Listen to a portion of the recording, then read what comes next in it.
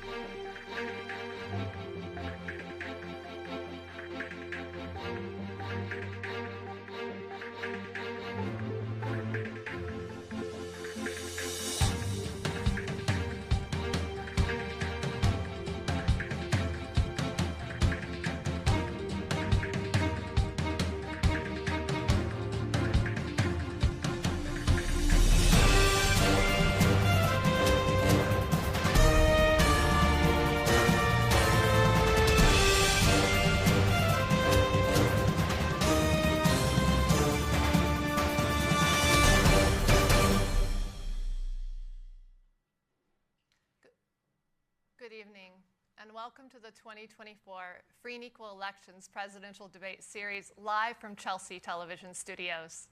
We're excited to kick off with our series with tonight's Democratic presidential debate. Thanks, Marie Tati, for that beautiful rendition of the national anthem. We at Free and Equal Elections Foundation are a nonprofit organization dedicated to equally amplifying voices and giving a platform to those who have an idea, a drive to serve our great nation. Our debates have a history of celebrating the diversity in thought and opinion that is crucial for a healthy electoral system. I am proud to moderate tonight's debate with CNN MSNBC political commentator KWAME Jackson. Thank you, Christina. Welcome to everyone viewing at home in corners far and wide. My name is KWAME Jackson, and I'm a lifelong politico, mostly because my Nigerian immigrant stepfather said to me we only could watch 2 shows at home as a grade school student. One was World News Tonight on ABC with Peter Jennings. The other was Sunday night television, CBS 60 Minutes. So you can imagine, as a grade schooler, I was very well informed and a little bit combative in class. Second, I'm a political commentator. I've worked with CNN, MSNBC, Fox, Newsweek as a contributor, and other institutions. And then third, I'm a campaign operative. I've worked with Barack Obama on his U.S. Senate campaign when he was just a state senator. I've worked with Michelle Obama's voter registration campaign on When We All Vote and her Let's Move campaign. And even on the local level with Mayor of New York City, Michael Bloomberg, formerly my hometown, on his black voter outreach. And so because of all that, I'm here really tonight because I am someone who is a concerned citizen. I believe that democracy is not free. It is not going to be here forever if we don't fight for it. It is not something that comes as natural as air. And each of us have to do our part to become engaged, to vote, to become informed citizens, and make sure we have change. So I'm here to ask the tough questions on behalf of everyone who's viewing at home, to make sure we talk about gender, to make sure we talk about race, we talk about the economy, and we talk about global engagement. So thank you for having me, and let's get the party started. Thank you. Tonight we'll be hearing from 4 candidates running for the Democratic presidential nomination: Stephen Lyons, Frankie Lozada, Gabriel Cornejo, and Jason Palmer. We recognize that political debates are becoming scarce, and pivotal presidential debates are increasingly being overshadowed or canceled by the absence of key participants. We stand against this trend. United States citizens need to hear from all the candidates running to represent them. We believe in the power of open dialogue and the importance of diverse viewpoints in shaping our country's future. The Free and Equal Elections Foundation is committed to this belief, recognizing that real debates is not only possible, but necessary for an informed public. In line with our commitment to enhancing the electoral process, we're excited to be at the forefront of technological debate innovation. Stay tuned after the debate as we launch our blockchain voting application powered by Nexus.io that will give you the opportunity to vote for the candidates you want to see at the next Free and Equal presidential debate, February 29th.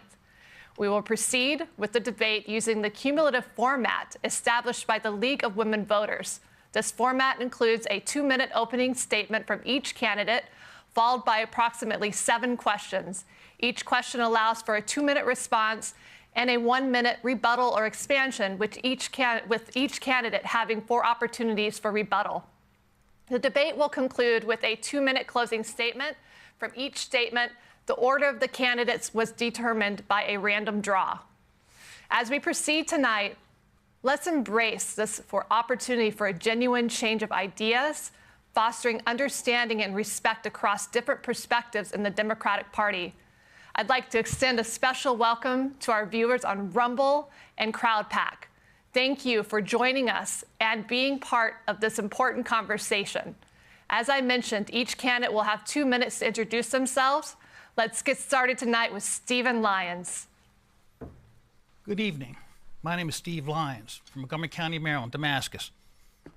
My trade is a plumber. I've been doing it for over 48 years. 35,000 customers. You see everything. You hear everything. I remember as a young boy out down in D.C. when the riots were going on. D.C. was being burned. We're in treacherous waters right now. D.C. doesn't even touch the top of the iceberg. We got everybody mad at each other. We got the economy's bad. We got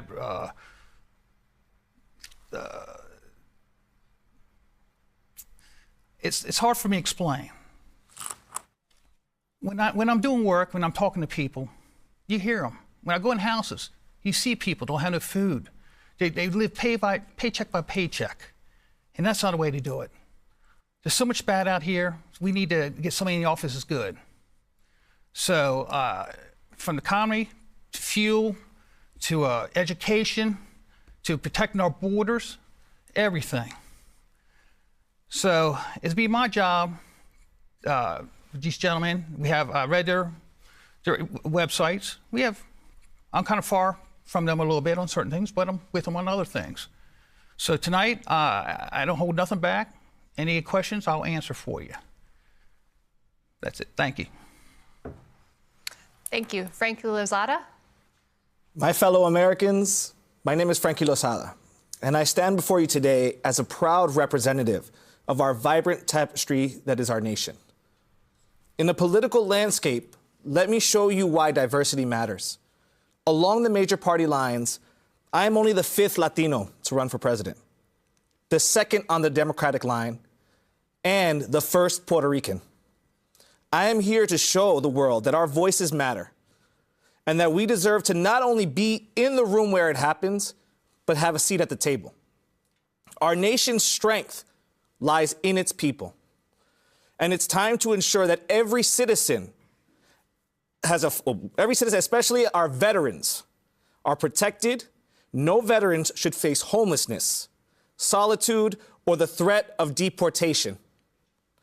Together, we must stand and defend those who served and sacrificed for our freedom and finally give them the respect that they earned. I believe in reinvesting in the American people. Access to a guaranteed health care and affordable essential medications should not be a luxury but a fundamental right. It's time to prioritize the well-being of our citizens, putting their needs at the forefront of our national agenda. Term limits are essential to cleanse our political system of the influence of dirty money.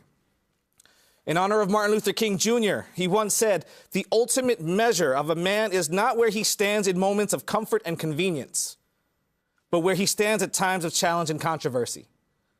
It's time for our leaders of integrity who prioritize the needs of people over personal gain to step forward. Our planet is at a crossroads, and I am committed to leading the charge in addressing climate change. We must invest in sustainable and renewable resources to secure a healthy and prosperous future for generations to come. I proudly stand as a proponent of organized labor and recognize that their contributions are the pinnacle of our nation's success. Thank you. Done. Thank you so much, Frankie. Thank you, Frankie. Gabriel Cornejo. Everyone, I want to start by acknowledging there are 4 candidates not on the stage tonight. It's almost like we have a 2-tiered system. And frankly, we, the average Americans, we're sick of it. If these people want to be the leaders of the party of inclusion and the party that protects democracy, they should be up here, leading by example. Well, I'm up here. Hi, I'm Gabriel Cornejo. I'm running for president to be the voice of the American people. Because you deserve to be heard. And I'm like you, the average American. I don't have millions of dollars. I have the hard work I put in, some help from some friends, so I could be here tonight fighting for you. Because I've walked a mile in your shoes. In fact, in 2011, I was in a near-fatal car accident. I was life-flighted to the hospital, suffering mental, financial, and emotional challenges that came with it. But you better guess that I walked away with the wisdom of knowing we're not promised tomorrow and the clarity about what to prioritize today. If you can imagine, it wasn't money, jewelries. For you, for me, it was the loved ones I have in my life. And I've lived in 11 cities and 2 countries, and everywhere I've lived, people care about the exact same thing: the well-being of their friends, their family, and their community. And I think we can agree that life in America is much harder than it has to be right now. But don't worry, I've got a plan. I've modernized vision of what America could be. One where we prioritize family and community, not the comforts of the wealthy, Because I want everybody to have fulfillment and experience life when you're doing more than just surviving from paycheck to paycheck. Thank you. Because we all Gabriel. deserve to Thank be you. thriving. Thank you. Thank you. Jason Palmer. Challenging times, and future generations will judge how we answer the call. America is entangled in too many foreign wars. Our borders are being overrun.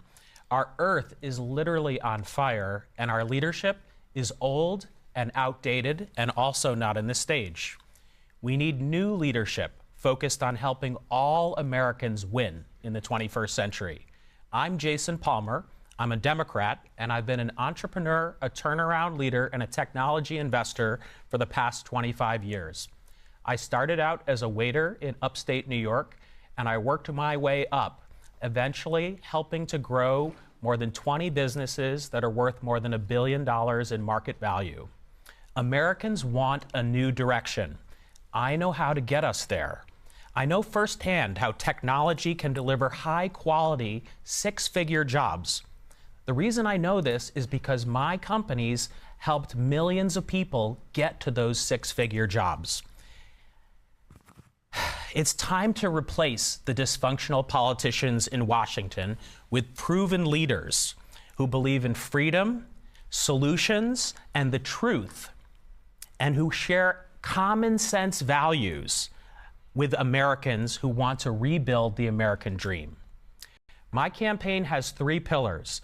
Putting our people first is number 1, to build a talent economy.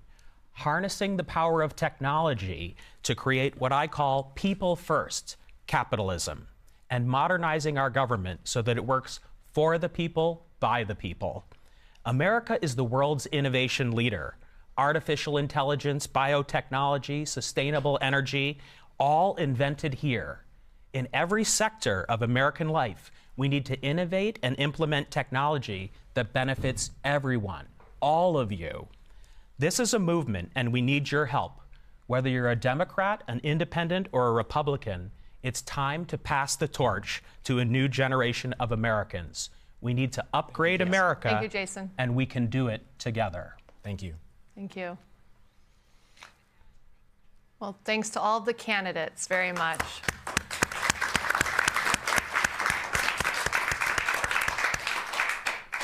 To our first question with Stephen Lyons on economy.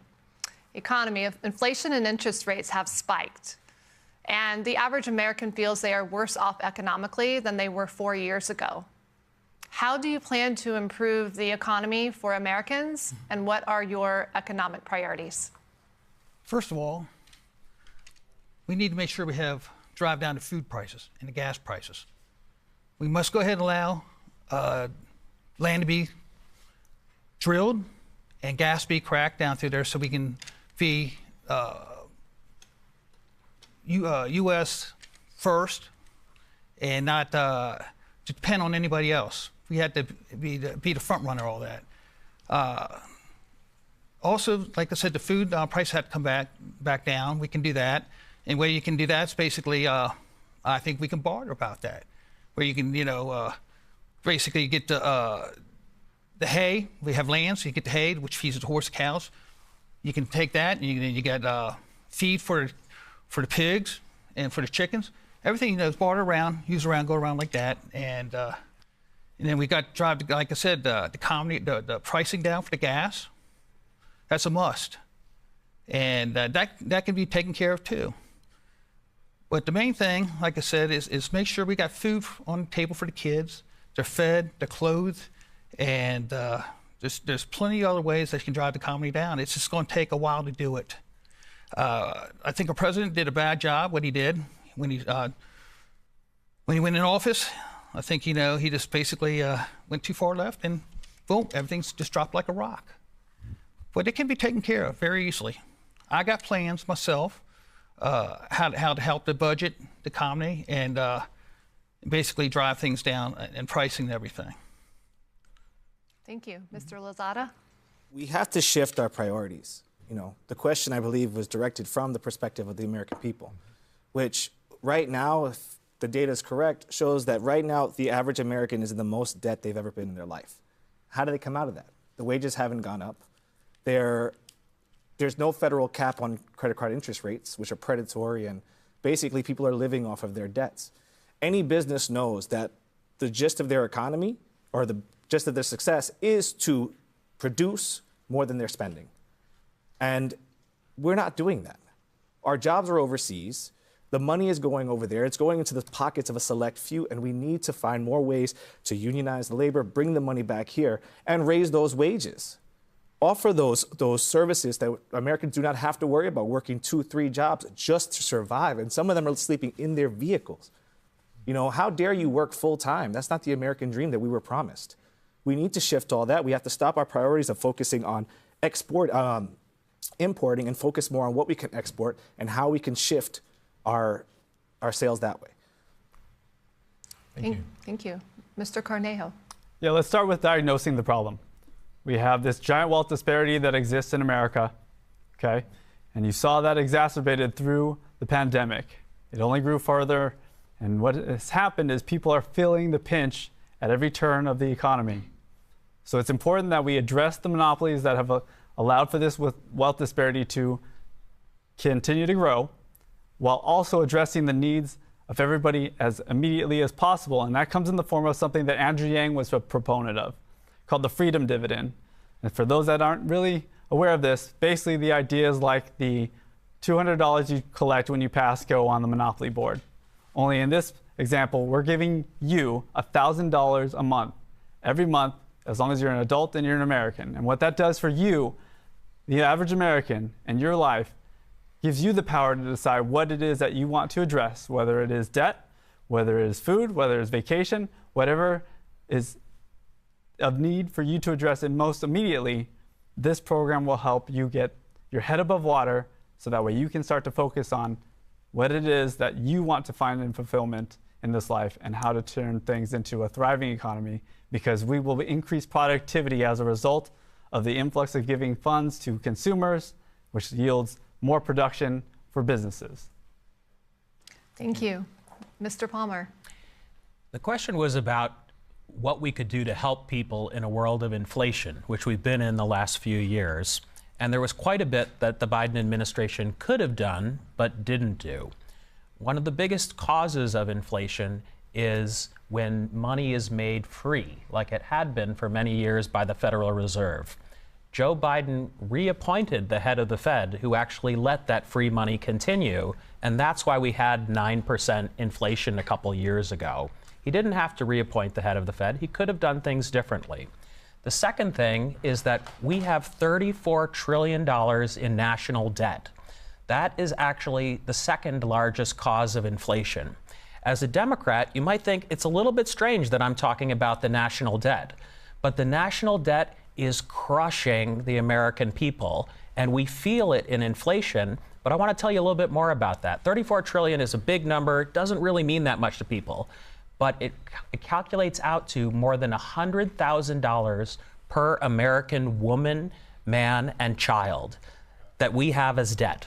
That is a huge amount of debt that the government has, in addition to the debt that's been mentioned that we all have on credit cards, student loans, et cetera. We are a nation awash in debt, and that's what's causing the inflation. So we need a president who stands up and says, we need to tighten our belts. We need to be more clear about our priorities. We can't keep spending on everything. We need to focus on what's important, and what's important is the American people. Thank you.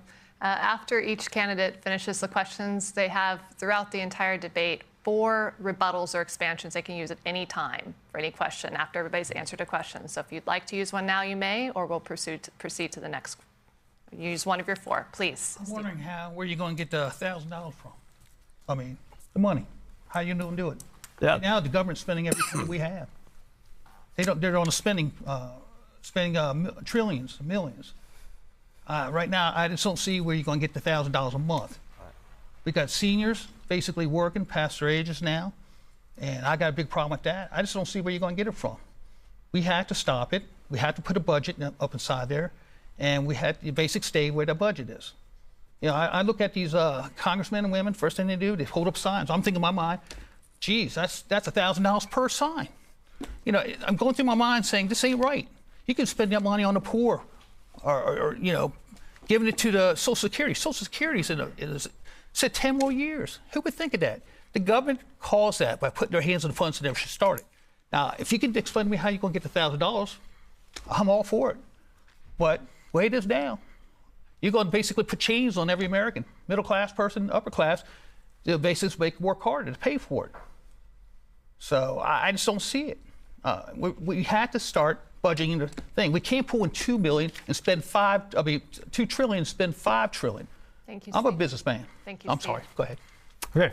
Well, if I can. Would you like to use one of your 4 I would like to rebuttals? answer since he's asked the question. To give you clarity, the objective of giving people $1,000, it doesn't mean that we are giving them $1,000 and the benefits that they're getting, like food stamps, SNAP benefits, other monetary means that the government is providing. You as an American, you get to decide, do you want this service or do you want this $1,000 that doesn't come with any requirements? You're going to see that we're actually going to save money because we're going to have a lot of people that are going to make the decision in their interests. If they're motivated by getting the $1,000, guess what? We have relieved them of the limitations that come with other programs, such as if I earn too much by account, I'm going to make decisions about whether or not I'm going to lose certain benefits. right? We want to unchain them so that way they can make decisions to move in the direction that's going to be of value for the entire nation, including pursuing things that would be innovative and would also help us grow the economy. So yes, there is a cost that comes associated with it, but in turn, we also will see the GDP spike, and we'll also see pain and misery index go up. I'd like to use a rebuttal on that, because I am a proponent. Martin Luther King was a proponent of UBI, Universal Basic Income. As you know, technology is changing. Things are shifting. We're losing jobs because of AI, robotics, and animations. Those are jobs that are no longer going to be available. And if you don't realize, our government comes from 50% of that revenue comes from personal income tax. If people aren't working, that money's not generating. So if you're a company that's benefiting from taking away those jobs, you should have to pay those taxes and pay higher taxes to fund that same universal basic income, because you are now taking away from the American labor force. That's where that money comes from, and Gabriel's right. If you substitute those for some of the benefits that people have taken advantage of now and made billions and billions of dollars off, while we're sitting there getting mad at the people who are getting pennies compared to the other abuse of powers, that's where we save. So it's going to work itself out, and when there's more money in people's pockets, they spend, and that drives the economy forward. Well, that's true. I just, again, I'm for cutting the program. Stephen? Thank you, Stephen. I'm sorry. Thank you. Thank you. I'm actually going to take a rebuttal as well to say that I think the gentlemen here are actually kind of onto something, and and I don't believe in universal basic income because I do think it might prevent people from working. But one of the policies that we've come up with in our campaign is a dollar for dollar match up to your first $5,000 of income that would be made available for people who make less than $40,000 a year. This would help solve some of the inequity in our society, and it would actually help encourage more people to work.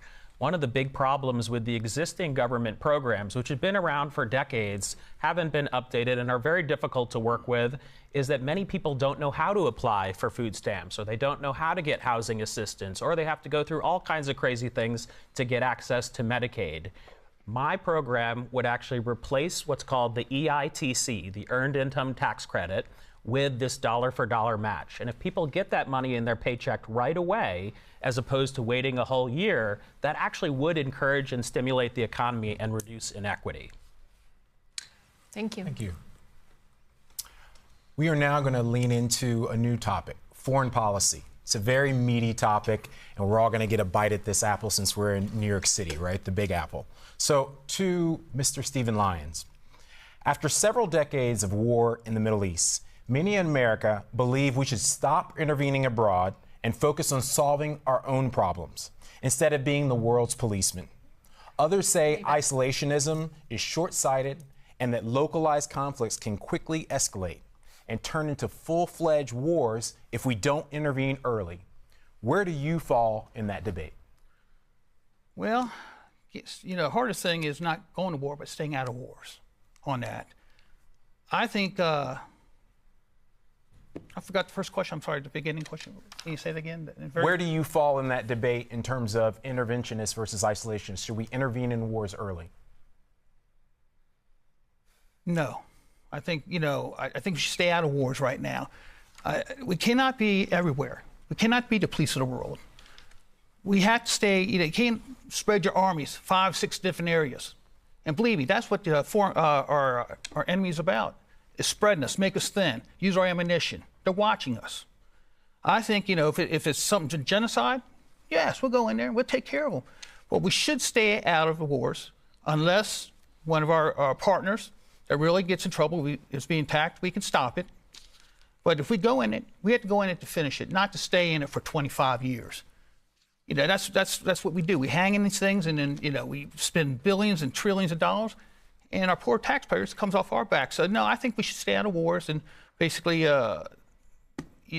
handle it. We can take all that money we spend over for what we're putting out right now. Again, we can use it for other things to help people, education, housing,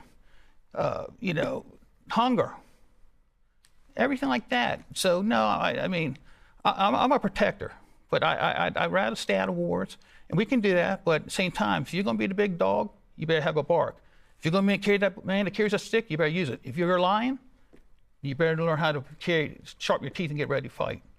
Because if I ever went to war, I'll be the first one stepping on that ground, not leaving these boys and girls, ladies and gentlemen out there, saying the president's back there, you put me to war. So no, I think we should stay out of it unless it were really necessary. I think we should stop funding all the stuff over there a little bit. Like the Ukraine thing, we should fund it. Thank you, Stephen. Thank you. Thank you. Thank you for taking that first bite at the apple. We're going to give the second bite to our candidate, Frankie Lozada.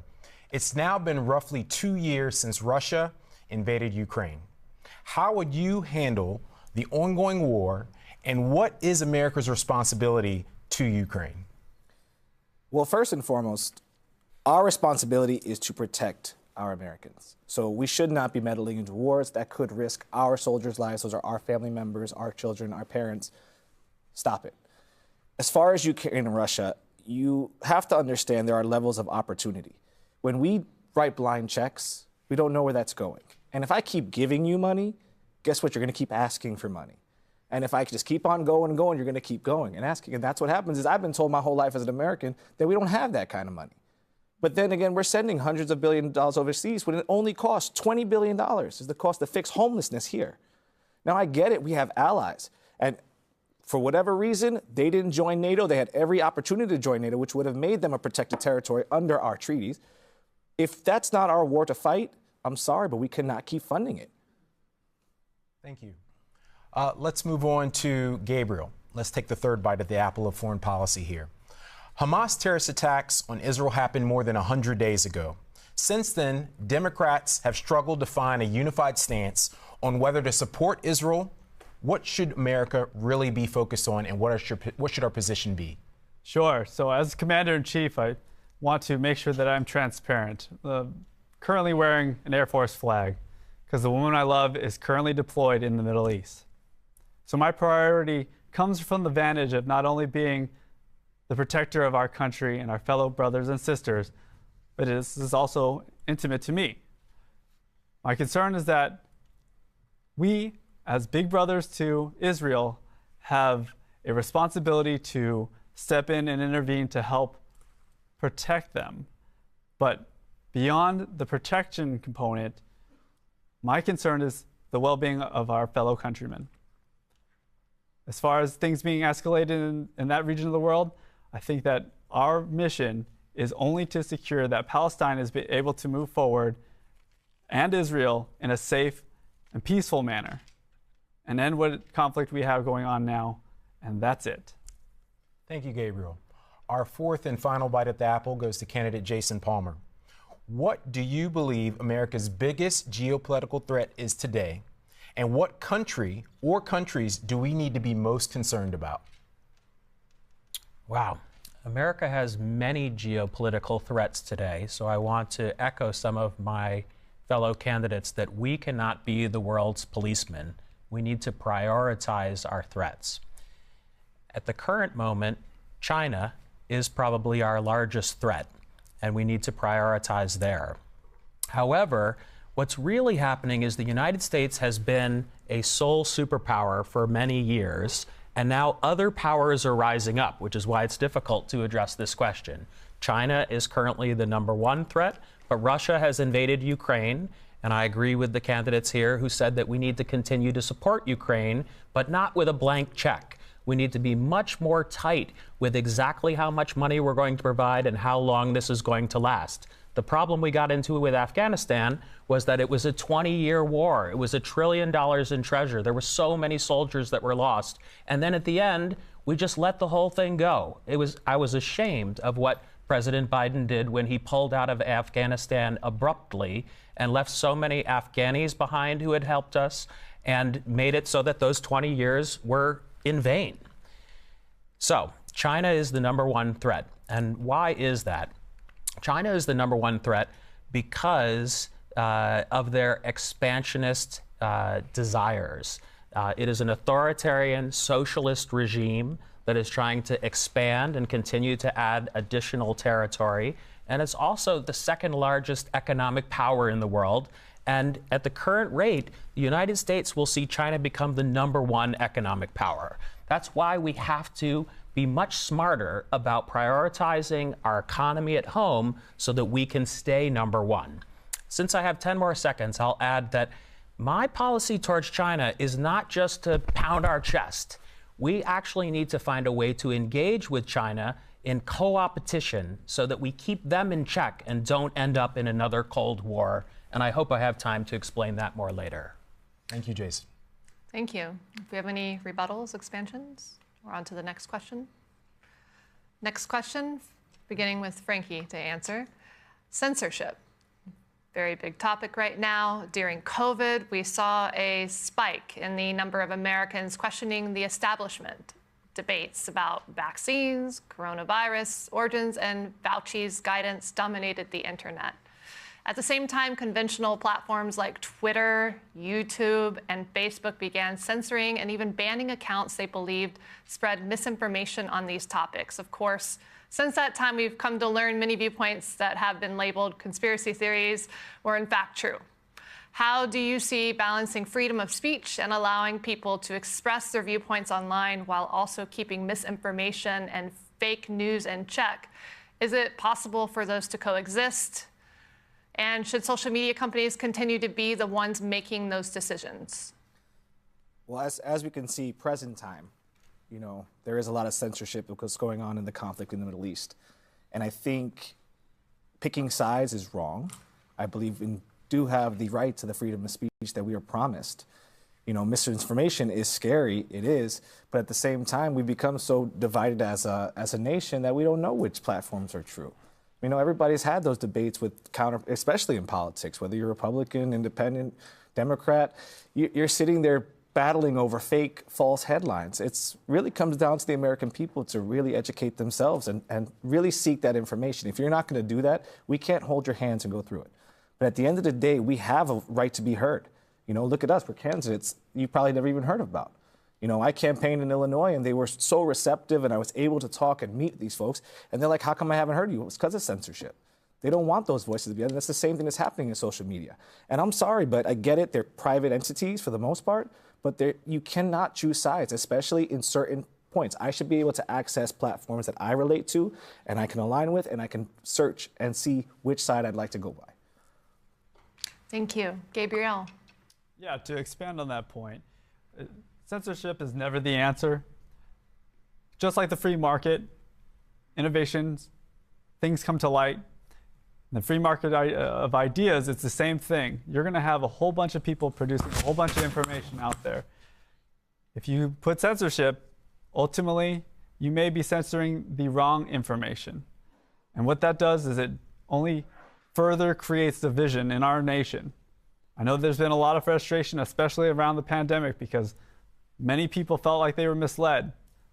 But how can people be informed if the information is not presented? Whether it's presented in a way that the government wants it presented, or whether it's presented in the way that the people want presented, as long as the information exists in the market of free market of ideas, the cream will rise to the top. Excuse me. So censorship is not the answer. Thank you. Jason. In my opening statement, I talked about how some of my core values were freedom and the truth. So this question, rings very importantly to me. I do think that all Americans should have the right to free speech, both in the public square, on social media, wherever actually. It is our right. In fact, it's in the First Amendment. I believe not just in freedom of speech, but freedom of choice, freedom of religion, all the freedoms. And as Americans, we should put that freedom value number one. That is what is so core to the success of America and why so many people want to come to America to be free. But as a technology leader, there's kind of a second part to this question as well, and it doesn't get talked about enough. Social media, the way it works, is certain posts become amplified. So everybody should be allowed to say what they want on social media. But when there's amplification, when it gets algorithmed up, when it ends up on the top of your feed, that's actually the company doing that. And if the company is spreading misinformation, they actually need to be liable for spreading that misinformation. That's the thing that needs to be changed in our laws. It's a very precise thing to make companies responsible for amplifying misinformation. So we can actually have our cake and eat it too here. Everyone's free to say what they want, But when companies amplify misinformation, we need to have a liability regime that punishes that. Thank you. I can- Steve? Excuse me, I agree with the candidates over here. The people just want the truth during COVID. We had one side saying, wear a mask. The other side saying, no, we shouldn't wear masks. If you don't know the answer, then don't say it. You scared the, well, I was going to say hell, but you did scare the hell out of people. And lives were taken. Social media is a big part of this. Like the gentleman back over there said, social media is huge. They write stuff that's not true. And somebody else reads it and then adds stuff. And then you got outside influencers, like Russia, China, and everybody, putting their 2 cents inside there. So social media is a big part of this, and I believe everybody has a right to free speech, but you don't have the right to lie about it and push it. And then when you got one side saying one thing, then the people get mad, and then they start yelling at other people, and then all of a sudden you got riots. That's not right. It just has to, something has to be done where, like I said, there has to be a penalty on false statements. Because, these young kids, nothing but social media. That's the one thing they're on their phones every day. So, yes, everybody has the right to basically say what they want, but they don't have the right, if you don't know what you're saying, or you can't answer it, just say, I don't know, but I'm going to find out for you. That's the biggest problem I had. You had one side saying this, you got you had the big people saying, well, you have to wear masks. And all of a sudden you say, no. You hear signs saying, the other side saying, well, no, not really. It really doesn't do it. So that's what scares people. Just put the truth out. That's what people want, just the truth. Thank you. Any expansions, rebuttals? I get what he's saying, but at the same time, the biggest problem with the media is that we politicize everything. Not everything needed to be politicized. Like, people were legitimately dying during the pandemic. That wasn't something to politicize. We had to sit there and figure out ways. Did we know what was going on? No, we had to figure it out. But what we did was use tactics from previous epidemics and previous almost pandemics and other viruses that had outbreaks. We used that information to say, hey, these are informed decisions we should probably take. And when you politicize it and create that divide, now all of a sudden nobody wants to abide by those rules. And then the numbers get all crazy and our economy has downsides. And let me tell you, since we're on the topic of the pandemic, if they do have any full clarity that COVID was made in the lab, whatever our debt for China was, it's coming right off of that, whatever we spent during that pandemic. Absolutely. Any more rebuttals, expansions? Yeah, I just want to expand on the idea of the free market. Okay, if we were to put censorship on social media, okay, you're going to see a lot of people that are going down what they call silos these days. But what we find happening on these social media platforms is people are coming to conclusions that may not be in alignment with their ideals. And then because of the free market, because there's a desire to discover more information, because maybe I don't agree with it, up comes another social media platform. And what will happen is more and more companies will continue to iterate in response to how to best serve the interests of their customers. So censorship and the free market, I think, is the best solution to this, because like we say, disinfectant is the best, sunlight is the best disinfectant. So censorship is not. Thank you. Frankie, Gabriel, you've used 2 of your 4 rebuttals. So you have 4 total for the entire debate. Thank you. Anyone else? Yeah, I would like to jump in on the pandemic. I think our country is still in shock from the pandemic, quite honestly. We had more than 1 million Americans that were lost, and there was a lot of polarization that grew during that time, whether it was about masking, whether it was about closing businesses, closing schools. I still feel like we don't have a shared truth about the pandemic, and I want to share a little bit about that truth the way I see it. That was the worst public health crisis of the last 100 years. And our government officials did the best they could to try to address it, and it was a moving target. And obviously it was not addressed perfectly because 1 million lives were lost, the economy was shut down, so many of you were thrown out of work. But we have to learn from that example.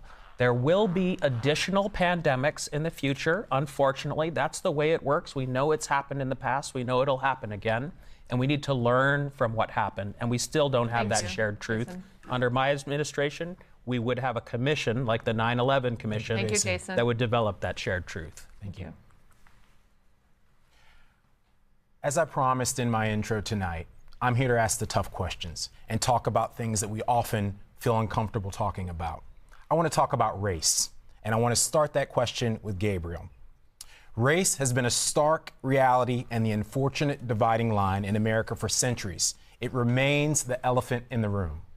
Given the recent societal backlash to progressive DEI efforts, national campaigns for revisionist U.S. history, and unchanging data disparities between Black, Hispanic, Indigenous, Asian, and white Americans in health and economic outcomes, what policy positions would you enact to tackle America's intractable problem of inclusion?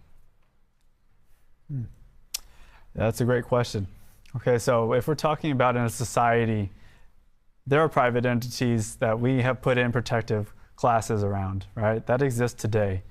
But when we talk about changing culture, the best that we can do as an administration, under my administration, is to set the tone and the expectation based on the experiences that I have, having lived in 11 cities in 2 countries, and understanding people come from many perspectives. We can look forward to a leadership style that comes from the vantage of knowing that we don't all have the same background, but has the ability to communicate with everybody because of that diverse background. The policies that you would implement, I don't know that there's something specifically that needs to be put into law because everything is going to come down to a case-by-case basis. There are such examples that exist in the case of Florida where they're banning books, right? And that is seemingly a censorship of an idea. And they're enforcing some version of history that may not be in alignment with somebody else. Again, more censorship. So as an entire administration, our goal is to make sure that we bring clarity that censorship is not on the table for us, and that will shine through with all the diverse backgrounds that will be a part of my administration and leading by example with that. Thank you, Gabriel. Candidate Palmer. So this is a question that I've wrestled with all my life. My background is that I've chosen to be a Quaker. That's my religion. It's a Christian religion. The Quakers were among the first people to call for the abolition of slavery.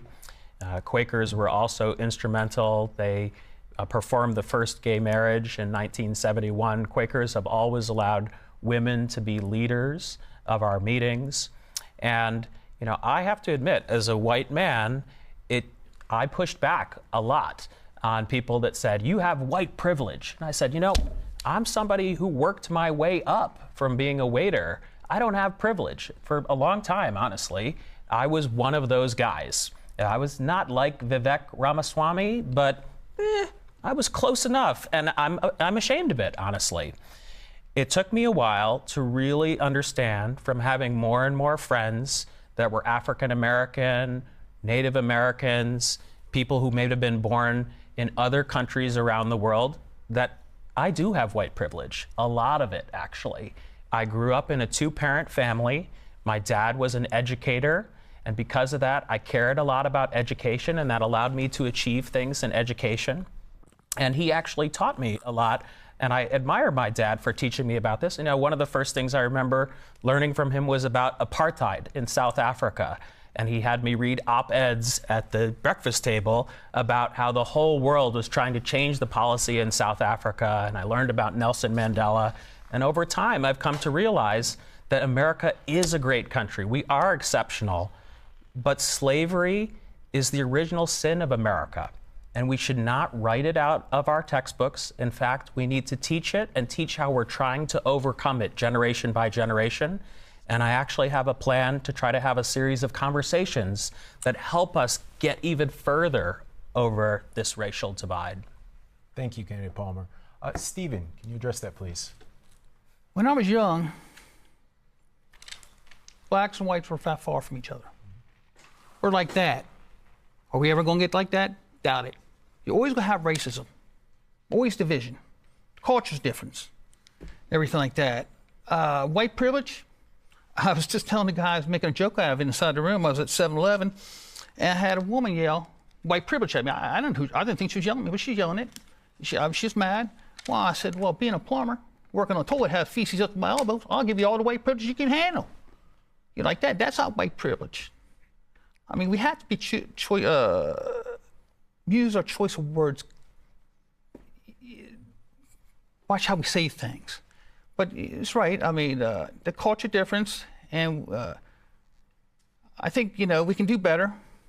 I think, you know, I think social media again is part of it, and coming up, I've seen us all get more closer and everything. So I really feel that things come out in the wash in the future. We just, you know, we can talk about it, you know, and do things together. Thank you, Stephen. Frankie. A lot of it comes down to education. You know, biases are always going to exist. Everybody's going to have those biases, but they're natural to us. It's whether you act upon it. The reason why I say education is because even as a Puerto Rican, the history that I learned in school ended at the Spanish-American War. You know, and we talk about black folks and we only focus on slavery. We ignore the fact that they were inventors, they were scholars. You know, we had so much more that was stolen from them that we just don't get discussed here in this country, and we focus on that simple point. You know, last year I ran for Congress. My sister actually came up with an incredible curriculum, which is called Bring in the Heroes, where basically it turned the education system to the children. And it allowed them to go home, talk to their parents, find a figure from their culture, and bring it, integrate it into the school system so they can get to know each other. Because that's what's happened, is we went from a country that was segregated, and that's where those biases were created, and now we're coming in. Now, the benefit that we have is we have all of those systematic barriers that we have record of. And what we need to do is go back, look at all the laws that were made, look at all those barriers that were there, and fix them. Go back and say, hey, this is where we went wrong, this is where we need to correct it. Because what I hear the word tossed around a lot is equality. And what they need to do is talk about equity, because equality and equity are not the same thing. Just because I give somebody the same exact thing does not mean equal. You know, if someone was 6 foot and I'm 5 foot, they gave me, each of us, a 1 foot box. He's still a foot taller than me. When you talk about equity, you sit there and you analyze all of the systematic barriers, seeing how we can correct, how we can adjust to see, okay, this is where we messed up, this is where that generational wealth gap happened. How can we have them have access to home ownership, you know, better businesses and access to bank loans. Things like that are systematic barriers that don't get addressed, and it's much more than just the inclusion and race talk. It's also, too, like, granted, affirmative action was great in getting people to do it, but they were still hiring at the very bare minimum. You know, you should be hiring the quality folks because you want to, well, not because you have to. Thank you, Frankie. Yeah. Thank you. Would any candidate like to open it up to rebuttals or additional commentary? All right, on to the next question. All right, next question. Thank you. Very important. Glad to have that race addressed at this debate. We're going to start with Jason here. Palmer. Sure. Artificial intelligence, AI. There are some preliminary reports that suggest as many as 60% of jobs in America could be impacted by AI, artificial intelligence.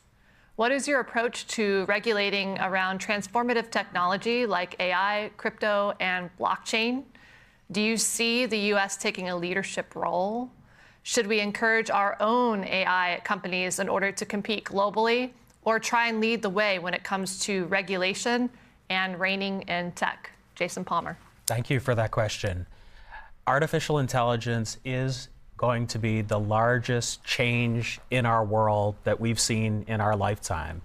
And if you think back to before we all had iPhones or before we all had the internet, that's been a huge transformation too. Artificial intelligence will be even bigger over the next 10 years. So one of the first things that I would do, and this is so overdue in the United States of America, is establish a Department of Innovation and Technology. It's amazing that we don't have this department as a cabinet level department yet, and it needs to be established.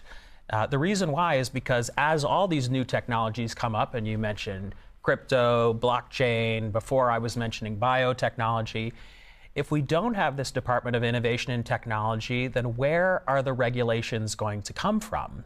We need this department, and we need to fund it so that we can establish those regulations. Now, going a little bit further, artificial intelligence is at a stage right now where we do need to allow it to continue to germinate, but we need to quickly establish a regulatory regime. And let me tell you a little bit about that, because this is my area, technology. Back when atomic energy was first used in 1945 to drop the 2 atomic bombs, it took 12 years to establish the nuclear regulatory framework that has continued to protect us until this day. We do not have 12 years to come up with the right regulatory framework for AI. As AI is connected to more things in the real world, like cars, like cranes, like drones, we need that regulatory framework immediately, because those things in the real world can actually kill people in a way that words on a page or words on a device won't necessarily do. Unfortunately, I can't explain everything in 2 minutes, but hopefully that gives you a start. Wonderful. Thank you for that. Steve. AI is the most dangerous thing in the world, I think, right now. People are going to use it for school and not do the work. You have to use your brain instead of letting the computer tell you how to do things. I'd rather hire a guy who does D work and C work than a guy who gets A's and using AI. AI is very dangerous. It should be regulated. Should we, I say keep the AI out of our military, because it's very dangerous subject on there. So personally, I'm off. Yeah, it's funny I say it's dangerous, but I'm for it, but slowly move into it. These guys who are making it up right now just want to push it through because it comes down to money. That's what it is. And you see on TV, you can be talking to somebody and all of a sudden your face goes on somewhere else, and then they say it sounds like it looks like you. And somebody will take offense to it. And that can start a war. It can start fights. So let's go slowly with AI. That's all I have to say. Thank you so much. Frankie. As I mentioned earlier, universal basic income. AI is going to drive a lot of the workforce to be unemployed. Specifically, when you do incorporate them in vehicles, that's less liability. Everybody knows most car accidents happen because of human error. So all those insurance jobs, gone, which is why we need that supplemental assistance for those wages to be lost. Now, AI should be regulated because it is dangerous. It can be used, it can be manipulated. And the biggest thing of it is just there's no limitations. And if we don't have those restrictions now, like Jason said, if we don't start on it now, by the time we get to it, it might be too far down. And in a world like, for example, we talk about intellectual properties, even musicians, they were able to AI songs. You know, Bad Bunny, who's one of the largest artists in the world right now, they made an AI song that sounds exactly like him, which is crazy because they even matched the Puerto Rican accent, which is a very unique accent. And it got so many hits on social media. And when he was getting contacted, he was like, what song? You know, it's remarkable the things that they can do. And this is just the starting stages of it. If we don't act now, then yeah, we're going to lose a lot of that workforce. Much. Thank you for your thoughts. Gabriel. Starting to sound better with the freedom dividend, right, fellas? Okay. Yo.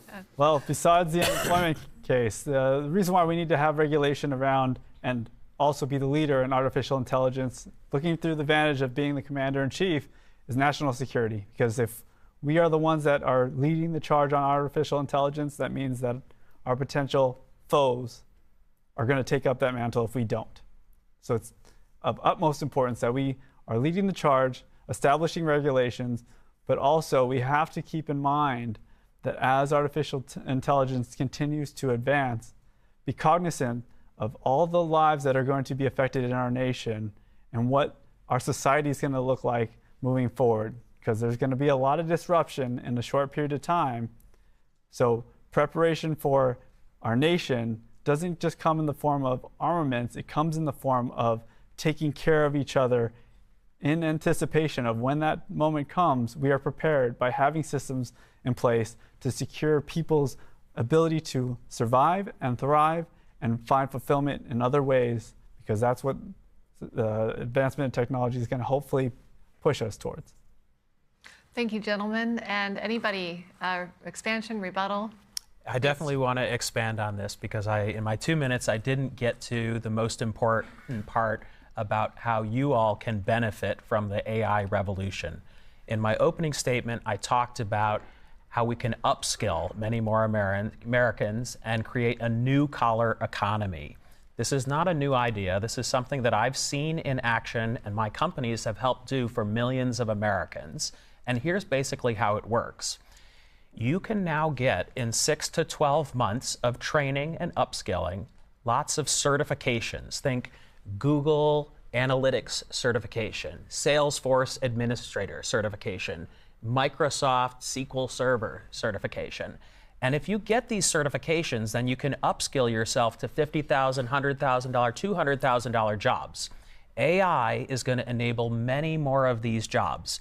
And if you think you're not a technology person, this isn't for you, there actually are lots of other jobs that are technology enabled that you can qualify for too.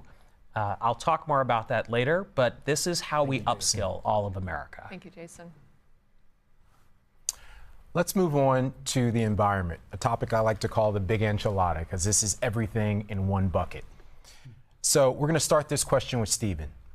So as we think about the environment, as climate change activists and everyday citizens grow increasingly alarmed at the dire state of our global environment, you will often hear them say, there is no planet B. At the same time, many American companies complain they are being held to emissions and clean energy standards that are hurting their ability to grow and hire employees, but they're competing with companies in nations like China and India that are held to different standards and emit significantly more emissions than America. How can you support U.S. business while addressing climate? What specific policies will you implement domestically to reduce carbon emissions, promote clean energy, and engage other nations to address the global impact of climate change? Great question. Great question. Well, you're right. China basically has 1.4 billion people, and they're going to do things cheaper than we can, but we can do it better. Now, take like climate change. Let's talk about that. I was at my house, real quick story. I was at the house I rent, and I saw bumblebees. And the bumblebees, they weren't going to the flowers, they were going to clovers in the ground, and everything. And they were eating off that. Well, we use weed killers and everything like that to keep our yards nice, but I don't know for a fact, but I think it's helped killing the bees. Now, do I believe in climate change? Yes, because the butterflies are no longer there. The birds, when I lived in Stony Brook Park in Wheaton, they flocked overhead for days. They don't do that anymore. So we are losing. There is some kind of climate change going on here. And we had to, like I said, we had to hold China responsible. We had to hold India responsible. If they don't want to do it, we need to bring stuff back home and do it right here. We got the cars, everybody said about the electric cars. What's the problem with the electric cars? They're great. But we just had a problem the other day. 6 hours, people waiting in line. They ran out of juice and they had to tow them all away. So we had to really start working on the windmills. They're good, but the problem with the windmills and the solar panels are all made in China. So I believe we should, work towards the climate change, but go slowly, through there. And I definitely put, if I become president, have a lot of ideas on my mind and my website. I don't articulate like these gentlemen do as quickly because my mom moves a mile a minute, but we have to do something. We have to leave something behind for these kids, our young groups. These kids right now, they have nothing. I wish I could show you what I had 1960s and 70s. It was beautiful. Now, it's not. So we need to do something. Thank you. Thank you, Stephen. Frankie, how would you tackle climate change in the environment? We're not doing enough. I think, first off, I get it. American companies are complaining, but we need to lead by example. Since there's no global coalition that's actually going to participate, then if you're not in line, just like our child labor laws, if you're a country that does not align with those, we don't do business with you. And our American dollar and our business means a lot worldwide. What I want to focus on, too, is while great renewable energy is a great resource, we need to look into nuclear energy. It is the cleaner energy. I know it has a bad stigma because of misinformation, but we've come a long way. I believe France right now is powering about 20 to 25% of their entire country off nuclear energy. It's cleaner. You use less of it, less space. I've had the blessing of, in my business years, to travel this entire beautiful country. We have a lot of land that nobody's around. So if you're worried about any kind of pollution or any kind of radiation, we have the land for it. We can isolate there. One little plant can power Lord knows how much more than those windmills and any kind of hydro and any kind of solar. So if you're talking about there, because when you drive around, you're passing by those fields, you see hundreds. Imagine being able to replace all hundreds of those windmills with one little plant and be able to do just as, if not more. Because what's happening is our innovation and technology is increasing, but our fix is not catching up to it. So eventually we're going to have too much of a demand for what we can actually supply. Thank you. Gabriel. Yeah, it's very important that we have a diverse portfolio of energy being produced here in our country. We have lots of startup companies that are pursuing solutions around challenges that we're currently facing. We've relied on fossil fuels for a very long time. We subsidize those industries heavily throughout the entire history of America. The important thing is that as we move forward, that we continue to provide resources to the emerging energy sector, because it's important that we make this shift as quickly as possible. It's almost like the Paris Climate Agreement was an actual good idea to try to get the entire globe to come to a common understanding that, yes, the threat of one nation and them being such pollutants like China is going to affect the rest of us. And so in order to set the table and work with nations across the globe, we have to come to that agreement. Okay, yes, we are willing to all slow down our economies based on fossil fuels and make this shift together, because I understand the concern for these other nations is that there's going to be a competitive loss if they do so. But we, as the biggest brother in the room, we need to set that example, like Mr. Lozada had talked about. And so I think, and I believe, that we can do that, especially under a Cornejo administration. Thank you, Gabriel. Jason, our environment. When young people are asked what's their number one issue, climate change is always on the top.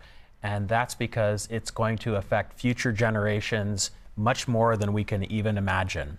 But I want to give young people hope, because we actually do know how to address climate change. And part of it is engaging with the rest of the world. I was disappointed that President Biden didn't go to the recent climate summit. I, of course, would have been there at that recent climate summit. But the real thing we need to do, which is not emphasized enough, is we can innovate our way out of this problem. If I could recommend one book to you, it would be Saul Griffith's book called Electrify Everything. At this point, about 25% of our energy needs here in America are taken care of by electricity, whereas 75% is taken care of by fossil fuels. And what we need to do is electrify everything very rapidly. And we have the technologies to do this. I would support solar energy. I would support more electric cars. I would support electric everything. Buses, trains, cranes, everything needs to be electrified. Electrify all the industrial processes. These are not new technologies that have to be invented. They already exist, and we need to provide the right incentives to them so that these systems will quickly come up to speed and electrify everything. I want to give a shout out to Frankie speaking up for nuclear power. Nuclear power has come a long ways since 1979, and it's time for America to have more nuclear power plants as well in the states that want to have them. I would allow that to be a state-chosen issue, of course, and a locality-chosen issue. But we know how to solve this problem. We can electrify everything, and we can stop and even reverse climate change. And my administration would set us on that course. Thank you, Jason.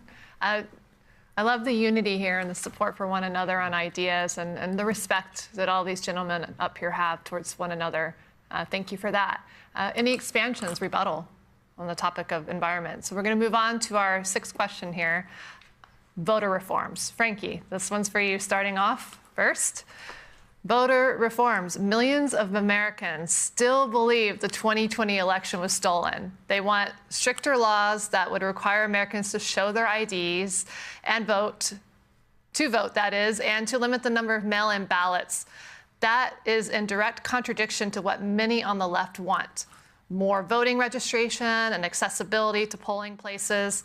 How would you encourage and enable all legal Americans to vote while maintaining faith in the system? Well, I love the fact that you guys offer a blockchain voting system, because blockchain, as we know, is one of the most secure networks. And the USPS actually had a framework for blockchain for that 2020 election. And guess what? Both parties said, no, we don't want to do that. And so when you have those voter suppressions and you have people who are fighting against practically secure methods, it raises those questions. You know, what I want to address too, which a lot of folks don't talk about because they don't see the correlation, is I'm big on our immigration policy. And immigration is the most successful form of voter suppression that we have here in America. Because we focus on the migrants coming in, we're not focusing about the people who've been here for 10, 20, 30 years, who have ITIN numbers, who are paying their taxes. Some paid more than our former president. And they can't have a voice in this country because they have no pathway to citizens to vote. That's the reason why we don't clear out our tunnel of backed up logs, is because we don't want them to vote. We want to silence and suppress them. Same with voter IDs. Cool, you want to have voter IDs? Great, give them free. Allow people to have access to it. There's no alternatives that are being provided. If they just said, hey, we don't want no mail-in ballots, we want to remove certain polling locations, why? If you want a solution that secures it all, then provide those resources and provide a pathway for those people to vote and have their voices heard. Thank you, Frankie. It sounds like when the Americans vote for candidates support these ideas, we're going to find these flaws of being old in the past and reform coming about. Please, go ahead, Gabriel. Yeah, so in order to bring more confidence back to our voting process, there's not just technology that's a part of that. Honestly, if we want to have more inclusion, we need to have a defined day where everybody has the opportunity and have it be off, because it's so important that people take and partake in our democracy. I understand that some on the right are pushing for some other variation of either an ID or something that will be very specific to an individual. And I understand the necessity behind it because there's concern and mistrust. Let's say we were to implement that, okay? That is something that we can do as a nation. It's very simple to accomplish. We have plenty of IDs. If we were to implement that, the pushback from the left is that we have certain limitations on age groups, my grandfather included, but we have the means to make that possible. The idea is trying to get Americans to agree that we feel that we're safe and secure with our one right, which is the right to vote. And so we are going to re-solidify and reconfirm that confidence in our voting process by having a specific day for us to vote. And of course, the mail-in ballots still are going to exist because we do have our men and women that are serving, and we have many other use cases where people are not able to go on that day, but we want to make it as easy as possible. Same-day registration, as long as you have this ID, whether it is a state ID or we define other, we want to make it as easy as possible, hopefully instilling amongst the American people, not only do we value your vote, but we've done everything we can to make it as structured and secure. Excuse me, thank you. And thank you for your ideas, Gabriel. Jason. Yeah, I want to give a +1 to Gabriel's idea of having a day off, a national holiday for Election Day. This would be one great thing to allow more people to vote. Also, same-day voting is something that we should enable in America, and like Frankie said, with a government-sponsored ID, and we should make those IDs freely available so all Americans can have them. I'm also a big fan of what the Forward Party is trying to do around the country, and a number of other organizations too, to encourage ranked choice voting. Part of the reason that we're so polarized is that we're not allowed to vote for, this is who our first choice would be, this would be my second choice, my third choice. Ranked choice voting would enable that. Another reform that we should have everywhere in the country is what's called open primaries, so that people who are independents could vote in the Democratic primary, or they could vote in the Republican primary, or even people could switch parties altogether in those primaries. Make it open so that you can vote for whomever you want to see on the ballot. There are many great Americans who are working to try to make voting more accessible around the country. I was lucky enough to meet with Stacey Abrams a few months ago, and I think the work that she's done in Georgia has been incredible in electing 2 senators that are Democratic senators in Georgia, and I'm hopeful that Georgia will stay in the Democratic column in this upcoming election. It's super important, and what Stacey and her team is doing is incredible there. But I also want to use a couple seconds here to talk about January 6th. January 6th was a terrible day for America because the previous president led an insurrection on our democracy, and we cannot allow that to stand. We are the democratic beacon for the rest of the world, and Donald Trump must be prosecuted for his crimes. Stephen. Wow, I agree with all these gentlemen. But we do definitely need IDs. That's a must for me. Because not anybody can walk in and hand in the ID and vote. Because you have somebody yelling, oh, it's crooked. So ID, day off is a must. Give everybody a day off. Everybody gets a day off, so there's no excuses. Oh, I can't work because I work Saturdays. Everybody gets a day off. They get paid. The bosses pay them. That'd make it easier for them. There'd be no excuses then. And open primary, I agree with you, gentlemen, on that. So there's an argument on that. But we just have to, figure something out. And we can do that easily. This seems like, like I said, for the seniors, I think there should be mail-ins for the seniors. You go around to each, old senior citizens like Leisure World, whatever. You go around there, you can collect the ballots. Somebody who's could be Republican or Republican and Democrat, both can be there watching, get the ballots, and put them in. That's it. Now, but everybody else who can walk, they should be able to walk and go and vote. So, but again, I agree with these gentlemen. Thank you, Steve. Do we have any expansions, rebuttals? I'd like to expand on that too. Like, please, the 1 day is great. I understand the concept of it. Everybody gets a day off. I think everybody should have a day off. It's great. But our servicemen that are overseas, their vote counts too. We have to make sure that they have their votes too. I worked on a government contract where I spent almost 2 years away from my home in El Paso, Texas. I would have no other choice but to mail in my vote.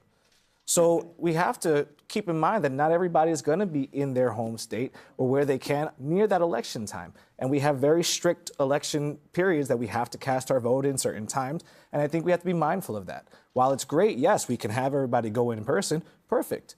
Those who can should, but we should be able to make sure that we have ways where everybody's voice is heard. Thank you. Any more rebuttal expansion? And gentlemen, I want to thank you all. With voter reform, our criteria tonight being on the ballot in at least 4 states, what you have done to even achieve that, the time and the money and the resources, knowing there's many people running, thank you for that. And another one of many reforms that I foresee us happening in the future when we elect honest, accountable individuals. Thank you. Thank you. Frankie, thank you for teeing this next topic up, but this question goes to Gabriel. Let's talk about immigration. The ongoing border crisis has highlighted challenges in immigration policy. How do you propose addressing the immediate humanitarian concerns at the border while simultaneously working on comprehensive immigration reform to address the root causes and to ensure a fair and secure immigration system? Sure. Yeah. My background and part of my experience in my life was I helped the American Red Cross establish a whole new division during the Hurricane Harvey relief effort. Okay, that experience allowed me to understand the level of despair that people who have lost everything can experience. And so first and foremost, for those that are coming into our country, it's imperative that we welcome them in and offer some place that they are secure and are able to establish themselves in a proper light to be able to explain their situation. Right? People are coming here for various reasons. So first and foremost, it's safety, security for them. For us as Americans, it's important that we understand that, yes, we want to make sure that we have safe, secure borders.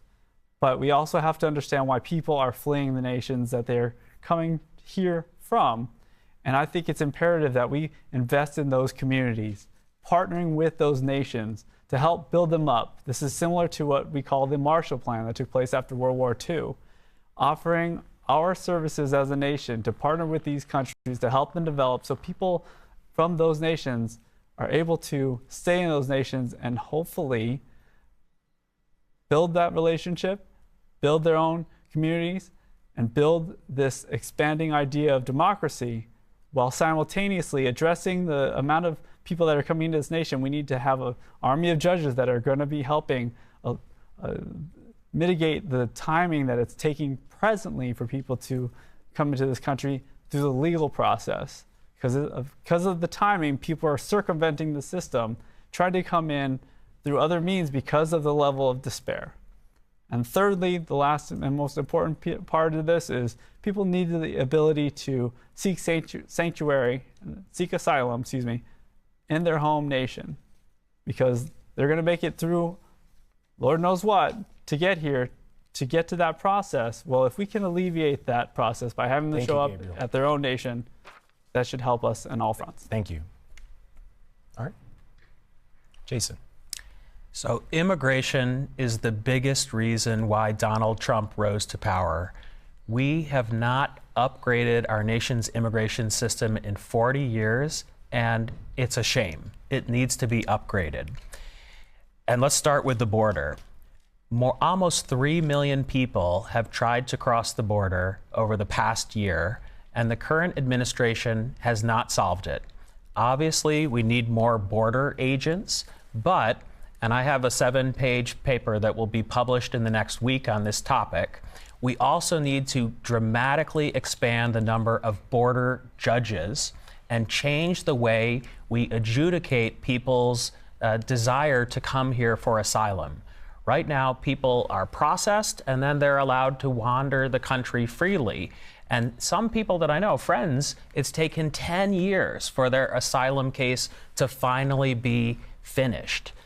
That's unacceptable. We need to have all asylum cases processed within 1 month. And that doesn't require more border agents. It requires a lot more judges and a lot more efficient system to process those people. Secondly, I want you all to know that even though I started with the border, because that's where the question started, I believe we should actually dramatically expand immigration and focus on building a talent-based immigration system here in America. We need to build an immigration system that's more like Canada or Australia, where you get points for the skills that you have, for your ability to speak English, whether you have other family members here. We can make it a much better immigration system if we designed it with talent in mind, hiring more doctors, hiring more nurses, hiring more computer science professionals.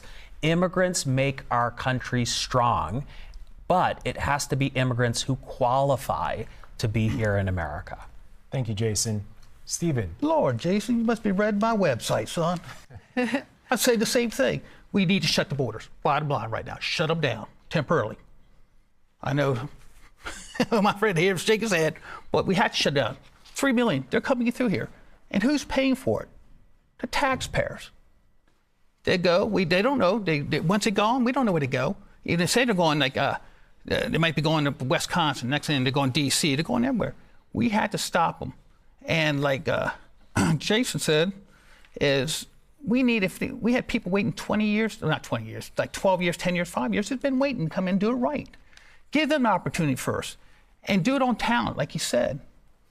That's the first thing. Bring in the people who we need, the doctors, even farmers, stuff like that. The immigrants come in and they can farm, they can build houses. We need skilled workers. But we just can't have everybody coming across the border. I mean, because once they get in here, they just, crime's going up.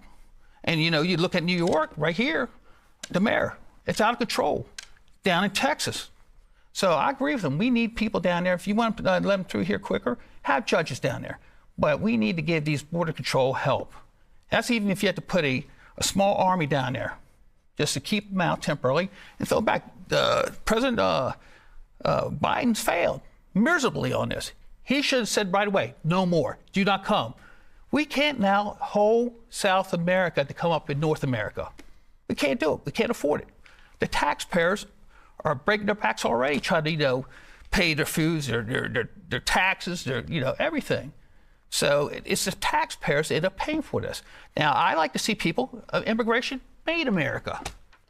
But at the same time, we had to do it right. Shut them down. Shut it down. And then, like you said, they can send in stuff over there. If their country had a problem, I'm sorry. Again, we can't police the world. We can't. We're just shining armor up here, but, you have to do it right. That's the only thing I'm saying. Allow them in, but allow the first ones in first who's been waiting. Thank you, Stephen, yes, for your sir. thoughts on immigration. I'm gonna entertain Mr. Lyons just for a second.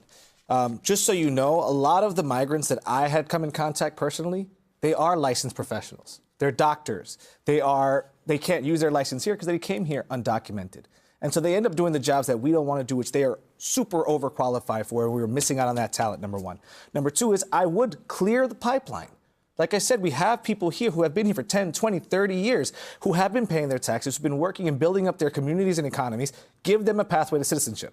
We have DACA recipients who have no recollection of any other country other than the United States. They are here, they're getting educated, they also paying taxes. They are building up our country. Give them a pathway to citizenship. Right there, that's millions of people out of that pipeline. Number two is we're getting out-hustled by the cartels. I don't like being hustled by anybody. Sorry. Our immigration problem is Mexico's immigration problem. And I spoke to the ambassador of Mexico, Moctezuma Barragan, down in New Mexico. And we discussed moving our processing center down to the bottom of the Mexican border where Guatemala is. Because our border is 2,000 miles. Their border is 500. That's 1/4 of our entire border. That makes sense. And there you remove that exploitation, you remove the rape, the trafficking, and all the exploitation. And then you could make them pay for that system because aside from the media says, Mexicans aren't the ones coming over. They're mostly Central South Americans and any other countries that are kind of doing it, like I said, being out-hustled by the cartels. But if you make them pay for it, just like we do student loans, allow them to figure what each person's individual asylum case is going to cost. You give them a low interest, not a staggering one like the Dignity Act is. Forget the Dignity Act. That's terrible. But you give them a set, low-income fixed loan that will pay for it'll create those jobs, pay for the prosecutors, pay for those judges that Jason wants, and it'll give them a pathway to citizenship. And they can't get that citizenship until that loan is paid off. And that's after we've already vetted them and found out that, hey, their asylum case is real. Thank you, Frankie, for that amazing passion for inclusion and opening up the immigration table. Gentlemen, are there rebuttals or expansions on that? I agree with him, with Frankie, about, letting the guys been here 15, 20 years, or whatever he said, give them citizenship. As long as they've been in no trouble, I have no problem with that. The problem I have is when you say illegal, a lot of people say, immigrants are illegal. Once you cross that line, not, be allowed in, you come in, that's illegal. But they must be checked. You got China, you got all these other countries send their best word I could use it, they're trash over here. And then you hear about muggings. They're sitting around. They need to work. They can't be sitting in there. Can't have to work. I agree with you. I'm not arguing that. But the problem is the Congress and everybody doesn't want them. They say, well, it's going to take a long time. It might take 2 years. So what do? Our taxpayers pay for it. Well, let them stay out till they get a number come in. Something has to be done. I agree with this. It has to be redone. But it has to make sense. Put judges down there, roaming like that. But there's so much problems coming in that, you have 3 million, whatever comes through, they should be come through here. They should go what the U.S. has started. Thank you, Stephen. Yes, sir. Any additional rebuttals? Jason? Yeah, I'm going to use an expansion on this because I want to compliment some of the things that Frankie said. And he spent 2 years at the border, and I think it's really important that we listen to people who actually were in the field at the site, solving these problems directly. So another thing that's worth mentioning is that in the first month of my administration, I would work with Congress to pass a law so that all of our DACA individuals here, those are the dreamers, would have a clear path to citizenship. This is overdue. 75% of the American people support it. Many of these people have been here 15, 20 years, know no other country than the United States. We are overdue in giving the dreamers a path to citizenship. The other thing I want to mention is that the reason that this comprehensive immigration law hasn't passed in the last 40 years is that politicians always try to pass it as one giant omnibus that tries to do everything. I would break it up into pieces. The dreamers, the border, guest worker program, and then building the talent economy. We have to break it into pieces to get this job done. Thank you, Jason. Thank you. Well, we are moving on. Good for rebuttals, expansions? Okay, we're moving on to our final question for the evening. Awesome. Education. Jason, you'll be answering this question first. Education, the state of public education in the U.S. is grappling with critical challenges. Our K-12 students are not only falling behind their international peers in key areas like math, science, and reading, but also facing disparities in resources and opportunities. Moreover, college graduates are entering the workforce burdened with unprecedented levels of debt impacting their financial stability and career choices. Given these pressing issues, what specific strategies and policies do you propose to address and transform the current education crisis? This one's going to be really hard for me to do in 2 minutes because I've been investing in education technology for the last 20 years of my life, and it is my passion to dramatically change U.S. education. I'll start with all of our systems, K-12, post-secondary, need to be upgraded to be more aligned with the real world, with the 21st century. So let me give you a couple quick examples. So one of the companies that my firm invested in provides ability for students to learn computer science and robotics, and it's an after-school program, STEM. And in fact, in these schools, those 3 hours of after-school learning 21st century skills are the best part of the student's day. Students want more and more exposure to things like computer science, AI, and robotics. And then when you go into college, we need to stop encouraging people to go for 4-year degrees. There are these shorter certification programs and 2-year degrees where you can get upskilled and get real-world skills that help you get to those new-collar jobs that I was talking about. And by the way, if you can get those upskilling that I was talking about and those certifications, it only costs about $10,000 in 6 to 12 months, as opposed to all these people who are racking up hundreds of thousands of dollars of debt in traditional college. That is a huge change we need to make. Then there's another change that I would make, which I want to give credit to my good friend Jamie Marasotis of the Lumina Foundation. We are overdue in combining the Department of Education with the Department of Labor. I would combine those two organizations together into a Department of Talent, which would focus on upskilling all of America and transforming our whole education system, like I just described, to be more connected to the 21st century, more connected to the world of work. This is an area I'm extremely passionate about, and it will be fixed under my administration. Thank you, Jason. Steve. Well, since I got people that work in the school system, you hear my county says nobody's left behind. The problem is they push them through. They don't want to leave them behind, they just push them through. The kids can't even read or write, half of them. You need to take care of that first. And they always say, you hear the teachers, well, I got so many kids, they start trouble. Well, get the kids out of trouble, the ones who want to learn. JUCO, like you said, going to community college. I think it's excellent. I think we can help these kids with financing on that a little bit. With the kids now going to regular college, I don't think we can help it. It costs taxpayers not so much money. But I agree with you guys, with the ones I talked to so far, or heard so far. We need to make sure these kids are educated and taken care of.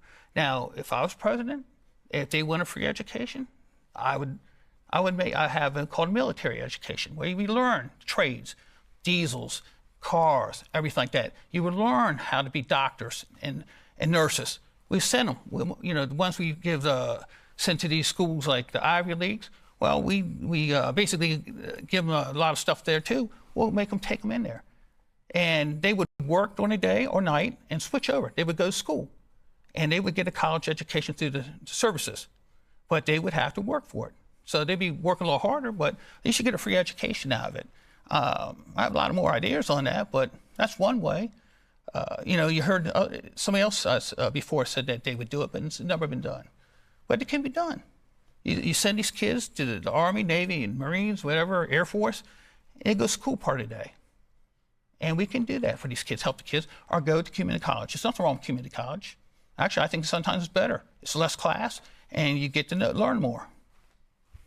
Thank you, Steve. Just loving so many solutions that we're hearing tonight.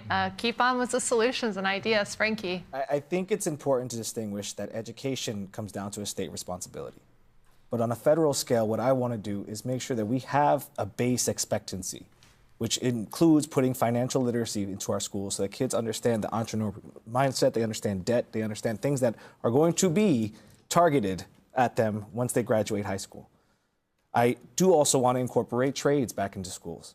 We've already established that higher education may not be for everyone. Everybody has different learning abilities. So then incorporate trades, teach them how to do stuff with their hands.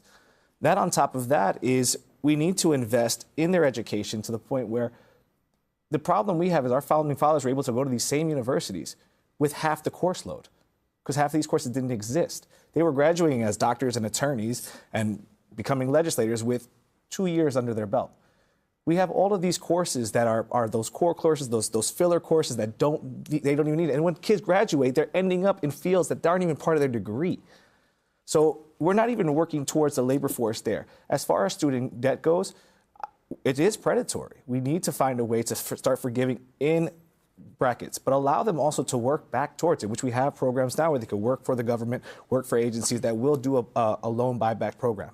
But it is healthy to find a way to form a fund to target that debt, because the more money within their pockets gets spent in our economy and boosted up. But education does need a complete overhaul. Instead of just building up on a broken foundation, we do need to break it down and work with the states to say, hey, this is why we need this. You know, another thing that I was trying to do was on the state level in New York was something I called SMART, which is Student Measured Attendance Rewards Tuition. And it was my target on attacking my communities that have high problems of absenteeism.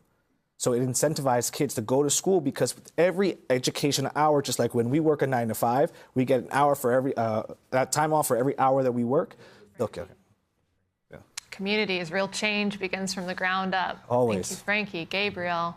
All right, so the lens that I look at this through is as the average American, okay? And so we have a lot of early age students that are struggling to move and become more competent and passing their coursework. That's due to the fact that life has gotten harder for the vast majority of us. And that's the very reason why I'm such a proponent of the freedom dividend. Because if people don't have the ability to get their head above water, how can the parents be available for their kids when they need them? When those early ages, their parents are this reinforcement of the education that they're getting at the K through 12 grade level. Part of this problem also is that teachers have way too many students to be able to address the needs of their class sizes. So it's important that we are also contributing more focus towards providing more funds so that they too have the resources to address those students that are falling behind. But think about this from the context of everybody is just barely getting by. How can we fix and address these issues? That's why it's so important that not only is education something that we can structurally put in changes for, but the conditions in which we are involved in and have this ability to take education outside of the structure of schools is also important. When it comes to higher education, something that I pride myself in doing is I've built a platform like Priceline for, it was for educational purposes at that time. Higher education has a lot of transparency issues. And if you don't know what you're getting into as a student and knowing what you're going to exit with, it's hard to be an informed consumer. Something that the government can build instantly, and this wouldn't require Congress to implement, is a way for all of the universities and trade schools to present their capacity and cost, so that way we can start to use the free market to bring down prices while we uncover and unearth solutions to try to drive down costs, because it's important that people have access to education, but it's also important that we make sure that the universities and trade schools are able to sustain themselves. Thank you, Gabriel. Thank you. Steve, Frankie, Gabriel, would you like to use any of your remaining rebuttals? This last question? I got a little Yes, rebuttal. it is. I don't know if Frankie was saying that you should forgive student loans for these like that. Now, I don't believe in forgiving student loans. They went to school, they should have to pay for it. Now, they're outrageously high. They might get 60% interest. We can take care of that. You pay the loan, we'll put 0%, which we'll borrow you. You take, if you're a doctor, you go into it and help the people. You work at a in-and-out clinic, and we'll give you credit for that. There's ways to work around and help the people. But, you know, what are you teaching these kids when you tell them, oh, we're going to forgive your loans? That's $650 billion. Again, I had to pay for my kids' education, and most parents do. And, you know, when you hear them say, well, we'll give you free education, we cringe. We had to pay for it. If they're going to get education, take education. Now, if they're, like I said, doctor or they plumber, whoever they are, you work it out. You go work for somebody, for the government or whatever, you go do some free jobs. Something like that. Frankie. I'd like to piggyback off that because I did also suggest working towards paying off that loan. I did. But one thing that you did mention that I did want to kind of cover was also the fact that what gets ignored are the people who paid back their loans. And I think that we should be able to set a certain standard because, true, if you go to a Ivy League university, you're going to pay top dollar. Sure. So everybody's student loan is going to be different, which means it goes back to our equity. Everybody should have a certain threshold that we are willing to forgive. And that goes retroactively to people who have paid back their loans. Maybe not all in one lump sum, but they should be broken down to that amount over the course of so many years where they can take that as a tax write-off or either get some kind of credit by the government.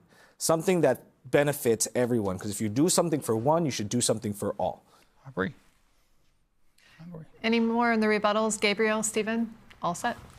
Gentlemen, thank you for talking about education. We all were reminded of "Your mind is a terrible thing to waste," the old UNCF slogan. So we really appreciate that commentary tonight. There's some powerful statements that have been made. There have been some great visions tonight, but we'd like to offer the opportunity for all the candidates to do a 2-minute closing statement. And we're going to begin with Stephen. Oh, Lord, again. Well, I don't want to talk at you, I want to talk to you. We're in treacherous waters right now. We are in treacherous waters. We got two presidents nobody's happy with right now. One running and one's in there. Something has to be done. We need hope. Hope that things will turn out right. People need hope out here. I mean, these gentlemen are educated and everything. I didn't have that experience. I had to end up going, leaving school and going to my father's business in New Zealand to feed the family. I would do it over again the same way. But we need something to give these people hope out here. And we need somebody in the office that's not afraid to make the decisions or, being too far right, too far left. Mainstream, just right down the middle. Most people are moderate, 80%. 80%. You got 15% on the left, 15% on the right. That's 30%. I mean, I'm sorry, 7.5 on the right, 7.5 on the left. That's 15%. Now, where's the other 5? That's, that error judge. But we do need somebody in the office that can willing to help the people. Now, me personally, if I was in there, I'd be working out of Camp David. You wouldn't see me. All of a sudden you hear, well, Lyons was up in New York. Lyons is down in Texas. I will go where my people need me. Where they need, something's being done wrong to them, I'll be there. I'm not in front of the guy that's like sitting outside putting up a nice suit. I'm a wear blue jeans and and shirts. I mean, like the old like plumbers do, like blue collars. But we need hope out here. That's what we need. I'm here. I'm your huckleberry. Now I may not be articulate like these guys are, because I don't speak well in front of people, but I am a doer. And everybody knows that. Everybody in Montgomery County and D.C. knows who I am as a plumber. I'm honest, and I get my work done. So we need to get things, the Congress got together. I didn't agree with term for these guys. Now I'll get them terms. I'm sorry, y'all been done? Yes, thank you, Stephen. You look plumber sharp tonight, by the way. So we thank you, sir. Yes. Thanks, sir. Frankie, please, with your closing statement. I want to thank our moderators. I want to thank Free and Equal for allowing us to have a platform to be heard. And thank you to all at home for joining us tonight and engaging in this important dialogue about the future of our country. As we wrap up this debate, I'm reminded of the wise words of the legendary Roberto Clemente, who says, anytime you have an opportunity to make things better and you don't, then you are wasting your time on earth.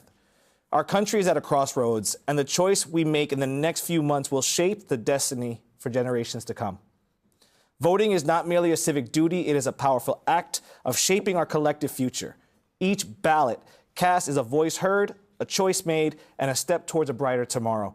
I quoted Roberto Clemente earlier because he is a symbol of how strong an impact one person can have on a community. His legacy teaches us that we have all a role to play in building a society that values justice, equality, and opportunity. I urge each and every one of you to exercise your right to vote. It is the cornerstone of our democracy, the mechanism through which we can bring about the positive change we envision in our neighborhoods, schools, and families.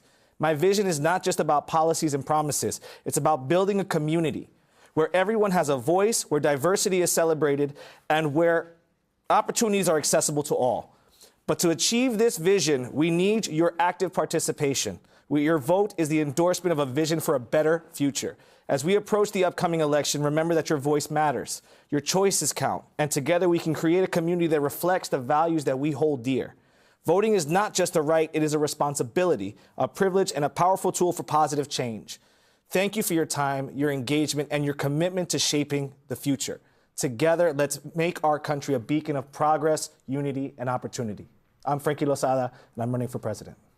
Thank you, Frankie. You just hit a smoking line drive right to Gabriel. Thank you for Clemente. Yeah, I get straight to follow Gabriel. that. Thanks, Frank. We'll see if you can field that one, my friend. Yeah, well, thank All you right? again for having us. And I want to stress how important it is that you have made it possible for the American voters to learn about their fellow candidates. Like I said early in my opening, there should have been 4 other candidates here on stage because as we are learning, there are plenty of ideas and plenty of people in this nation that want to better our nation. And I'm speaking again from the perspective of the average American. The reason why we have an old man and a crook leading the top of both tickets is because the system has failed the average American. I'm up here today wanting to be the voice of the average American because desperation is felt across this nation. And it's very important that we start to present a country that we all can be proud of, one where, because we are the only country in this world that is modernized, that doesn't have universal health care and doesn't have health care as a right, which affects us all, that's of utmost importance for my administration, along with addressing the wealth disparities that have run rampant in this nation. We've got monopolies that are getting stronger and stronger day in and day out. And that translates to people and fear that the future that they once took pride in the American dream, which is now feeling farther and farther away, is something that we are going to shape this nation to be attainable again. That's why I'm such a proponent of the freedom dividend, because that's the quickest way for us to get people's heads above water. Because remember, I said I was in a near fatal car accident and I experienced that I was not fulfilled with what I'm pursuing. But I want everybody to have the opportunity to do that. And these are the quickest ways that we can do that, by having somebody at the top of the ticket who doesn't take money, doesn't take bribes, because that's the result that we have with the experienced politicians in office today. So if you want to join us in renovating America, it's going to take us all working together. And that's how we're going to defeat Donald Trump, and that's how we're going to defeat the establishment. Thank you, Gabriel, for your comments on the freedom dividend and bringing it home for America. So, Jason, you are batting cleanup tonight on the Clemente analogy. Bring it home and let us know your closing statement. I love the analogies, and I really appreciate Free and Equal for hosting this debate. Let me put it to you straight. I'm here to ask for your vote. There's only one question that really matters. Do I trust this person to lead our country during these challenging times? As a proud father who cares deeply about young people who are in despair, this isn't just political for me. This is personal. I am here to fight for the future of all of America's future generations. We talked a lot about technology tonight, but let's be frank. Not you, Frank. The digital age is not just a theoretical concept. Nations around the world are moving at light speed to adopt new technologies, and the United States needs to keep being the leader in technology. Technology is shaping and shaking our country like nobody's business, except it actually is my business. I've been working in this business for the last 20 years, and I know how to make technology work for the American people. Before I close, I want to address the biggest elephant in the room, even though he's not in the room. Donald Trump is an existential threat to our democracy. But one 77-year-old convicted sexual offender who is facing 91 indictments cannot steal what we won't let him take. This man is older than my father, and I'm not going to sit by idly while he attempts to undo 250 years of American tradition. Trump is not going to bully me, and I'm not going to let him bully you. Enough. Who can you trust? Vote Jason Palmer. Thank you, Jason. Thank you. I want to thank the gentlemen, all of you tonight, for being here. More voices, more choices, our slogan here at Free and Equal Elections, and all voices truly deserve to be heard. So thank you for your time, Chelsea Television Studios. KWAME Jackson, thank you for co-moderating. What an honor. Yeah, what an honor. I enjoyed it. Very much so.